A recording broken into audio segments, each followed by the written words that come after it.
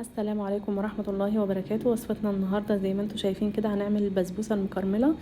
مكوناتها بسيطة وكمان خطواتها سهلة وبسيطة جدا ما شاء الله، طرية جدا وبتدوب كده واخدة لون حلو ما شاء الله زي ما انتم شايفين. هنشوف المكونات بتاعتنا، مفيش اسهل من كده. كوبايتين من دقيق السميد معلوش اي اضافات، اضيف عليه معلقة صغيرة من البيكنج باودر واربع معالق كبار من جوز الهند، وده اختياري، لو حابين تشيلوا جوز الهند مفيش مشكله، ولكن بتفرق جدا في الطعم، بتديها طعم حلو جدا وكمان في الريحه. هنقلب المكونات دي مع بعض كويس، ونسينا رشه ملح بسيطه كده كمان مع السميد.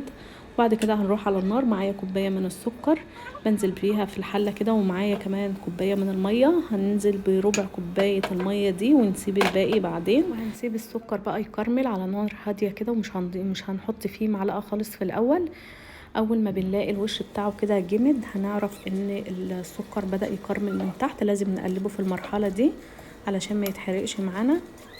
هنلاقي الطبقة اللي تحت غيرت لونه وبدأت تكرمل كده، لازم نقلبه علشان السكر كله يكرمل.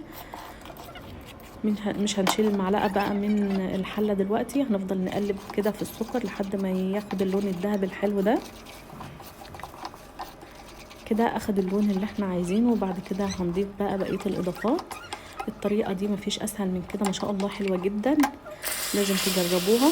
ودي بقية الكوباية المية اللي كنا سايبينها، اخدنا ربع الكوباية في الاول ويسيبنا بقيتها. هنضيفها دلوقتي كلها كده على السكر، ونبدأ نضيف 3 معالق كبار من القشطة. القشطة دي قشطة بك، طبعا لو مش متوفرة تقدروا تضيفوا قشطة اللي هي وش اللبن، اي قشطة متوفرة عندكم. وبعد كده هنضيف 3 معالق كبار من السمنة، دي سمنة بلدي هتخلي البسبوسة بتاعتنا طعمها حلو جدا. وهبدأ اقلب بقى واسيبها على النار كده شوية لحد ما القشطة والسمنة يدوبوا خالص كده زي ما انتم شايفين. بعد كده هجيب دقيق السميد اللي ضفت عليه بقية الاضافات اللي ضفناها. اول ما بدأت ان انا اضيف دقيق السميد او دقيق السيمولينا او دقيق البسبوسة زي ما تسموه، رفعت كده الحلة من على النار، بعدتها من على النار كده وبدأت اقلب. وبعد كده جهزت الصواني اللي هدخلها على الفرن، دهنتها سمنة كويس، وبدأت انزل بخليط البسبوسة، وهخبط كده الصينية خبطتين كده علشان تتساوى كده وتبقى البسبوسة متساوية كده في الصينية. هبدأ ان انا انزل بقية الكمية بقى في الصينية اللي فاضلة دي، ودهنتها بالسمنة برضو. هضربها ضربتين كده علشان تتساوى، الوش يكون متساوي كده بالشكل ده. وهدخلها بقى على الفرن ونشوفها بعد ما تطلع من الفرن معانا شكلها ايه. وكده بعد ما طلعت من الفرن ما شاء الله حلوة جدا واخدت لون حلو. معايا هنا شربات جاهز، وطبعا كلنا نقدر نعمل الشربات في البيت، ولكن ده كان عندي جاهز فقلت استخدمه بدل ما اعمل في البيت تاني.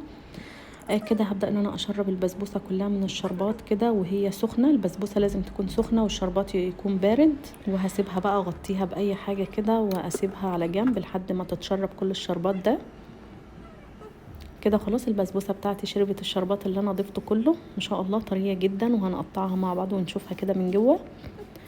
واحلى حاجه ان البسبوسه بتاعتي اخدت لون كلها كده لون واحد، اخدت لون حلو جدا ما شاء الله. مش عايزه اقول لكم بقى طعمها تحفه جدا. هبدا ان انا اقطع الصينيه كلها كده معاكم. واحلى حاجه في البسبوسه دي متماسكه كده، وكل قطعه بتطلع متماسكه، يعني تقدروا تقدموها في الاطباق كده كل قطعه لوحدها وشكلها حلو، مش مفروله ولا اي حاجه، وفي نفس الوقت طريه جدا ومرمله. شربت الشربات كله كده ما شاء الله، حلوة جدا. والكرملة بتاع السكر مديها طعم تحفة، وكمان الترميلة بتاعتها تحفة، ولونها كمان اخده لون حلو كده.